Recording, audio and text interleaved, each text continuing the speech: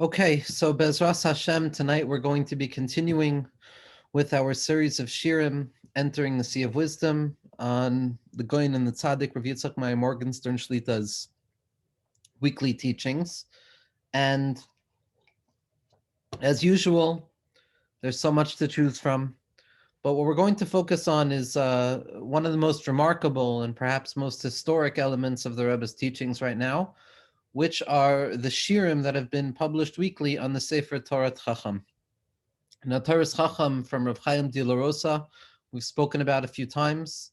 He was the Talmud Mufak of Rabbeinu HaRashash.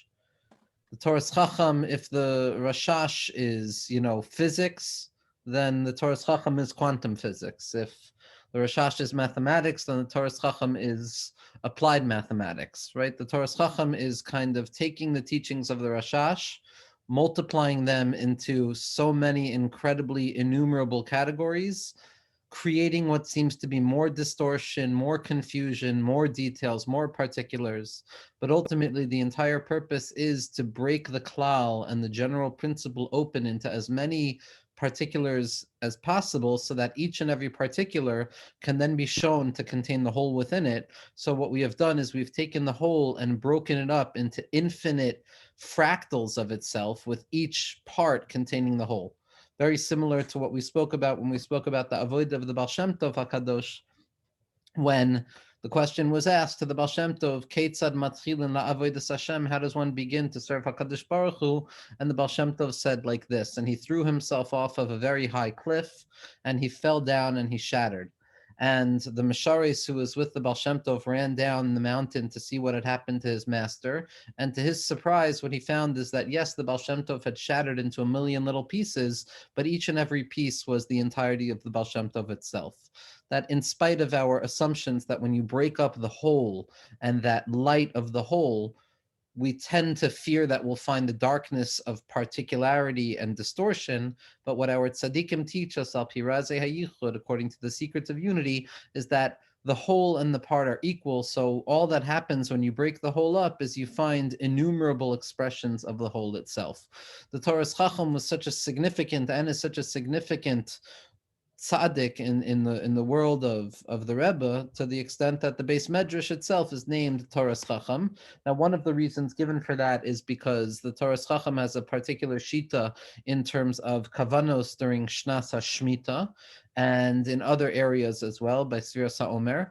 And the Rebbe paskins like the Taurus Chacham in terms of those kavanos, and therefore some of the whispers are that that's why the Beis Medrash is referred to as Taurus Chacham. But what's also clear is that the Taurus Chacham takes some of those ideas that are inherent to the deepest level of unity imaginable and takes them to the furthest extent possible.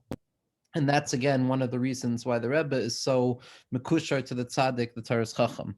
Now, one of the things about the Taurus Chacham is he was amongst the Talmidei Mufakim of the Rashash, and the Rashash wanted to bring Mashiach Tzidkenu, like all of our tzaddikim, but the Rashash and two of his Talmidim, the Chida and the Taurus Chacham, took it upon themselves to try and bring Mashiach. And the Maisa goes that there was a place in Yeshivat Beit El in the old city, apparently like an attic that is above a certain part of the Beis Medrash. If I'm not mistaken, there's a shmua that even the Chazon Ish had gone there to examine this place. And while they were osek in whatever they were osek in, I might be being mashalev two stories here, but apparently a very big black dog appeared. And kiyadua, a big black dog is not a good sign to see when you're trying to be poel things. And there was a punishment, because when a tzaddik on their level tries to bring Mashiach, there's going to be a fine to pay, so to speak. So Rabbeinu HaRashash, there was Misa Nigzar on Rabbeinu HaRashash, and I believe that he passed away shortly thereafter. There was Galus Nigzar on the Chida, and the Chida left Eretz Yisrael. Now last week, I believe, we just had a new publication of something that had never been published before. It's the diaries of the Chida from his journeys around the world to various Jewish communities. Kiyadua, that the Chida traveled around the world, but the backstory, the origin story of that is that he was involved in this attempt to bring Mashiach. And the Taurus Chacham, the punishment for the Taurus Chacham was that he would be profoundly impoverished. And that impoverishment of the Taurus Chacham is very clear by the fact that he would write his sefer on torn pieces of paper. almost like a mathematical manual, and then they were compiled into a sefer itself. What the Rebbe has pointed out over a few years is that one of the Semanim of the Geula is the rectification of all of these Klollos. So the Chidaz Kever was brought back to Eretz Yisrael a few years ago, I believe on Har Menuchos or Har Zeisim. The Rashash's Torah is now being studied more than it ever was before. And the Taurus Chacham Sefer is being republished in beautiful ways. Now, the Taurus Chacham was just republished by Ahavat Shalom from Rav Yaakov Hillel Shlita in an amazingly beautiful form. But the Rebbe's Talmud Mufak is also being osek right now in developing a new edition of this Sefer with the shirim that the Rebbe has given on them, and that's what we're going to be looking at right now.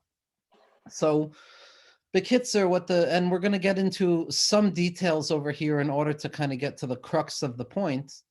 There's shmuos, there's a certain implication in the Arizal that in the time of the shattering of the vessels, in the world of tohu, in the world of chaos that preceded the world of rectification, that place of shviras hakelim and the chaotic forces of tohu, which reigned supreme prior to the rectification and ordered placement of the worlds, which take place through Olam HaTikun. So there's a notion that the feminine quality of HaKadosh Baruch Hu's name preceded the masculine quality of HaKadosh Baruch Hu's name. Now, that precedence of the feminine quality of receptivity over and beyond the masculine expression of giving over is seen as one of the reasons for the shvira. That's seen as a negative element, that there needed to be a proper balance, and that balance wasn't there. And therefore, in the time of shvira sakelim, the preempting of the feminine quality, the shem ben of HaKadosh Baruch Hu, or malchus, over and above the masculine quality of HaKadosh Baruch Hu, which is the shem ma, or zer anpin, led to the shvira. But when describing the tefillin of Rabbeinu Tam, which are a lofty level of tefillin, the Arizal points out that this introduction or precedent of the feminine quality above and beyond the masculine quality is not only symbolic of the shvira and that shattering that takes place as the result of that faulty unity between lights and vessels, either because the lights were too strong or because the vessels were too weak, but rather this hakdama, the introduction of the feminine quality of receptivity above and beyond the masculine quality of expression, is in fact rooted in the notion of nekeva tesovev gever, that in the future, when HaKadosh Baruch Hu brings about Geula, there's going to be a reassertion or a revolution, if you will, of the hierarchical relationship between the masculine expression and feminine receptivity. And in truth, the feminine quality of receptivity and concealment is going to be shown to be loftier than the higher quality that we assume is masculine. And so what the Rebbe points out is that we have a stira here. On the one hand, we find that the precedence of the feminine over the masculine is symptomatic of the destruction of Olam HaTohu. Yet on the other hand, we see that very same setup is symptomatic of a redemptive quality of nekeva tesovev gever. And what the Rebbe is going to point out in terms of his answer to this, based on the Taurus Chacham, is that in truth, everything that we say about Olam HaTikun, all of the kavanos, all of the intentions, all of the ideas and synonyms that we relate to when we discuss the worlds of rectification as things should be in their ideal state, can also be said about the worlds of chaos in their non-ideal state. Because in truth, the stark distinction that we typically hold between chaos and order, or the world of tohu and the world of tikkun, is not nearly as strong and written in stone as we typically have been taught. Because as we've seen from the Taurus Chacham, and will continue to see from the Taurus Chacham, everything is dependent on the relative positioning of the observer. So depending from which position I'm observing something, I can look at something as tohu, as chaos, or I can looking at something as tikkun, as rectification.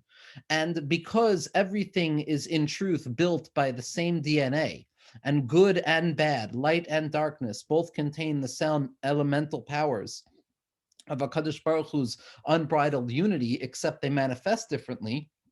So on a quantum level, when I truly look down and I truly look at things in the deepest way imaginable, I come to see that the distinctions between tohu and tikkun are not as strong as I imagined they would be, which means and opens up for us a profoundly redemptive concept that even when I find myself in matzavim of shvira, even when I find myself in states of destruction or tohu of confusion, just because I'm not in a state of fixing doesn't mean I can't uncover the fixing within the destruction itself. Because in truth, tohu and tikkun are not so different from one another, but rather they are simply a question of the quantity in which we look at them. Their DNA is the same. The existence and essence of these two states are the same. The only difference is how we relate to one of them. If I relate to tohu as a destructive stance and I allow that descent into chaos to affect me in a negative way, I spend too much time in that mindset, so then it becomes a real descent away from light.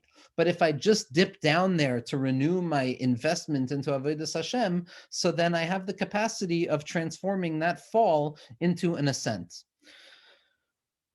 We're going to see this inside, but the next point is really the point that I want to bring out most clearly from the Rebbe. The Vilna Gaon, in his Perush on Safra Ditzniusa, which is basically the Mishnah of the Zohar, the Vilna Gaon writes that there's a sod, there's a particular secret. This is in the first perek of Safra Ditzniusa. There's a particular secret at the heart of the writings of the Arizal that is only meant to be given over to tznuim, to those who are modest, to those who understand the secret of concealment. Nevertheless, the Vilna Gaon was writing it for everybody. So what we have to understand also in terms of Safra Ditzniusa, the book of concealment and the book of modesty, there's two ways of looking at modesty. There's one way of looking at modesty as something needs to remain hidden. It could only be revealed to those who have the key, and therefore it has to be concealed until you're able to uncover it, which sees modesty and concealment as a symptom, something that is inessential, something that will disappear when I reveal it. Or, as the Vilna Gaon points out, the modesty and the concealment of Pnimius HaTorah is not that it is hidden waiting to be revealed, it's that it remains hidden even when it is revealed. That the essence of Nistaros HaTorah is that they remain Nistar even when we describe them. Because in the end of the day, I can't fully express anything other than the description, but not the thing in and of itself. So the secret is concealment, that ultimately what we come to at the highest point of our understanding is concealment. But the secret that the Vilna Gaon describes is as follows. He says, if you want to really understand what caused the Shvira, we have to now basically look at ourselves from a neurological perspective. There are two elements in our minds. There's an element referred to as avira dachya, purified air, refined air, associated with a lofty state of mind of keser, where everything is revealed and everything is good, and chay katov lahetiv, and all HaKadosh Baruch Hu wants to do is bestow ultimate good. And then on the other side, there's something called the butzina de kardenusa, the dark flame, which is the shayrash of all constriction and measurement and limitation. So we have these two polar opposites operating side by side. We have expressivity and unbridled unity as rooted in the avira dachya, and we have separation and confinement and limitation associated with the butzina de kardenusa. What the Vilna Gaon points out is that the entire purpose, the entire reason that the Shvira took place is because of the Kruma de Avira, that separating column that separates between the calmness and the purified light of the Avira Dachya, of that rarefied air, and the darkened flame of the Butzina de Kardenusa. The entire purpose of all separation in the world is simply a result of the fact that there is a very thin partition separating those two hemispheres of the mind, separating expressivity and unity and limitation and concealment. But what the Vilna Gaon points out, and the Ramchal points out as well, is that this separation, this partition between chaos and order is not essential in its nature. It stands at the ready to be removed, but it's not going to be removed with a bulldozer that's going to destroy it. It's going to be clarified and rarefied and purified until it stops existing from within itself. Meaning to say that the entire partition that separates light and darkness, good and bad, tohu and tikkun, the butzina and the avira, is not something essential in nature, but rather it is something that appears to be essentially real, waiting to be revealed that in truth it wasn't present. meaning to say that the rectification is not something that is going to come from outside of the brokenness, but the rectification is going to be emerging from the very brokenness itself.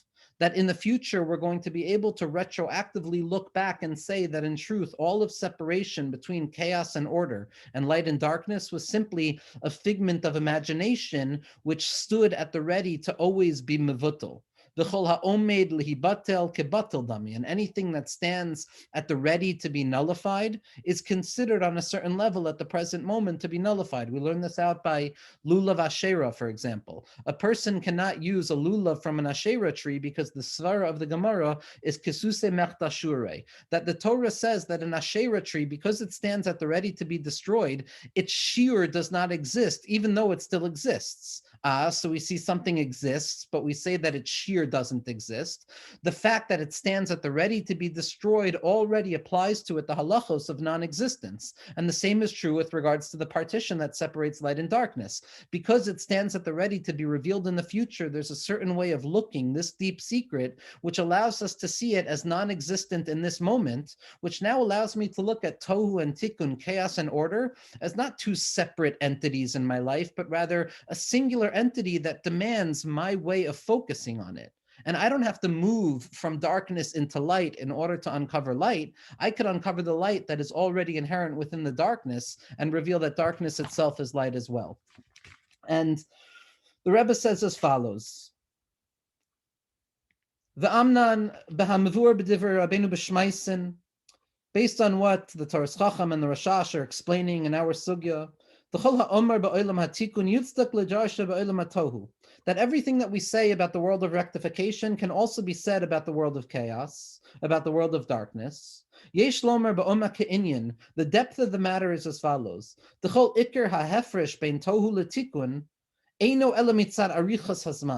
that in truth, the only true distinction between chaos and order, between brokenness and fixedness, is not an essential ontological quality, but rather it's a quantitative question of how long does the experience last. Shehalo kol yurida hanidreshes b'shtei panim, because descent and falling away from our original status can be judged in one of two ways. That on the one hand, any descent and any fall can be seen as a descent for the sake of ascent, and a movement below for the sake of ascending above again with renewed investment and energy. Then that falling and that destruction is going to be considered part and parcel of the rectification. But on the other hand, it could also be seen and understood as an actual fall in something that's broken.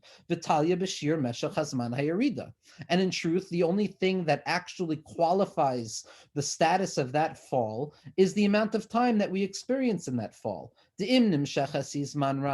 If we fall and we sit in the fall and we're too stuck in that fall to pick ourselves up again, and the yeyush that comes about keeps us stuck, then a person will actually fall away from the lights of purity. But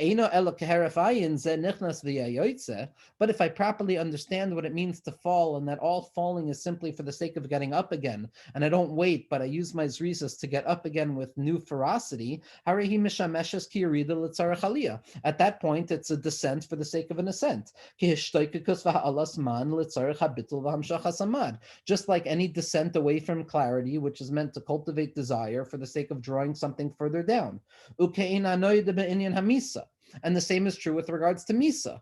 It's not good or bad. It can be good or bad depending on how a person looks at it. Shematzinu laharamak, that we find by the Ramak, Shakasav, who writes, the Ashkachan Adam Kiyamas Ba'al Yusa. We find that the Torah itself teaches us this language of an individual who dies in the tent as something that is meant to be praiseworthy. There's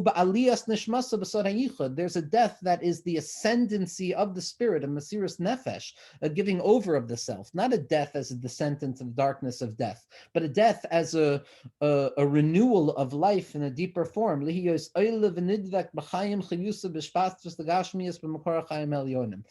that level of death, of dying to myself right now and ascending to a higher level, Misa is not referred to as something negative, but rather the life of life. And now we're going to get in and just bear patience, Clever. I apologize for how long it is. The Rebbe continues and he says, "V'soid ha'inyan mevur b'divrei Adonenu hagra." And the secret of this is revealed in the teachings of our master, the Gra, that the yichud of Avda Av and Avda Sag, that the real yichud of Keser and Bina, the Keser and Chachma, or the Avira and the Butzina, who sowed yichud Avira v'Butzina. It's that yichud between the clarified light of unity expressed in rarefied air of the mind and the constriction and the shoirish of all gvuros and the source of chaos, which is the Butzina de Kardinusa. The Kasav Huzal, and the Vilna Gaon writes as follows: "De mikra hamelachim ira lesibas hakroima de avira hamafsik ben shneihem." That the entire emergence of the shattering, which is the distinction and distortion that we see between light and darkness, between fixed and broken, is only the result of the kruma da avira hamafsik ben shneihem, that partition, that column that separates between the two hemispheres of the mind.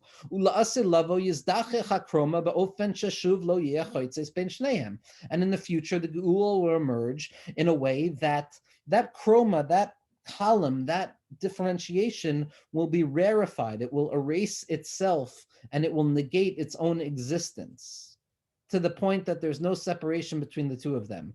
And at that point, the yichud between fixed and broken, light and darkness, the avira, the air, and the butzina, the flame of the mind, are going to be unified. As we'll see extensively in the writings of the Gra. And what we see from here, says the Rebbe, al kolpanim, that the yichud of tohu and the yichud of tikkun, shavim heim shneihem, they're both ultimately equal. The hahefresh b'neihem eino ela lisibas chisaron zicho hakroima. And the only apparent distinction that exists between the two of them is the result of the lack of the clarification and rectification of this partition that separates the two of them. Mihu b'shayresh ha'inyan kroivim shneim liyoshavim. But in truth, in their root, the two of them are equal. V'hahefresh b'neihem elo b'inyan shiuei hazman v'havein. And the separation between them is only how we relate to them. Now listen, the Rebbe goes further to tell us this is exactly what he means. V'hu ke'ein hanoida mekavanos teva soimech noiflim. And this is exactly what it means when the Arizal teaches us the kavana that a person should have by the pasuk of Soimech Noiflim in Shemon Esrei. Not the pasuk, but Soimech Noiflim Rof Yecholim Matir Asurim. Soimech Noiflim is the recognition that I fall and I can get up again. I fall and I can get up again. Shekasav Harazal, that the Arizal writes, L'chavein Shem Aleph Chaf Dalet Tesmem, which are the letters above the Shem of Elokim, which are referred to as the name of Bitachon as revealed on Lag BaOmer.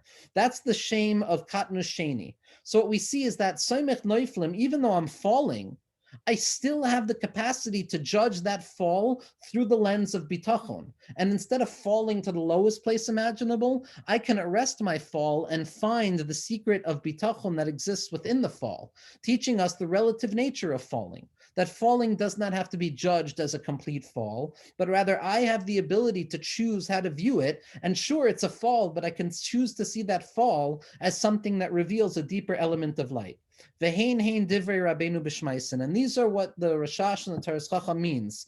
The gam be'es hashvira, that even in the time of brokenness and shatteredness, im yavakesh, if a person truly yearns, Allah yizrach or Hashem limtsoa bezu hashvira, gufa or hatikun haganas besocho. If a person looks properly at the shattering, they can truly uncover the fact that the light of HaKadosh Baruch Hu shines the light of rectification within the brokenness itself. Ve'ein hadavar talei ela bebikush akar bikush belev emes ubechol libo v'nafsho. And the matter is only dependent on that yearning desire from the depth of our heart with truth and sincerity to uncover the light of HaKadosh Baruch Hu. V'im tivakshena kekesef u'kamat moinim techapshena as tavim yiras Hashem v'das aleikim timtza. And if you truly yearn it out properly, you don't have to extricate yourself from the fallenness in order to uncover the light of HaKadosh Baruch Hu. You can uncover the light of HaKadosh Baruch Hu within the fallenness. U'kafi shir ha'hishtoikikus v'habikush. And in accordance with the element and amount of our desire and yearning, and in accordance with our efforts and desire to uncover the light of HaKadosh Baruch Hu within darkness, we will come to find it. The applications of this idea are infinite. This is a profoundly redemptive and radical idea that is rooted deeply in the secrets of unity as revealed by the Rebbe through the writings of the Rashash and the Taurus Chacham as the key to bridging the world of the Arizal and the Baal Shem Tov, that there is no difference between scenarios other than the way that we choose to look at them, which doubles our capacity to connect HaKadosh Baruch Hu. Because before the secrets of the Rashash, we could only find HaKadosh Baruch Hu in the light, because darkness was the opposite of light. Now, through the secrets of unity, we come to understand that darkness is just another way of relating to light. And when we can understand that the difference between the two stands at the ready to be nullified in the future, then we can start tasting the present right now, how in truth that separation is not as absolute as we tend to assume it to be, Be'ezras Hashem.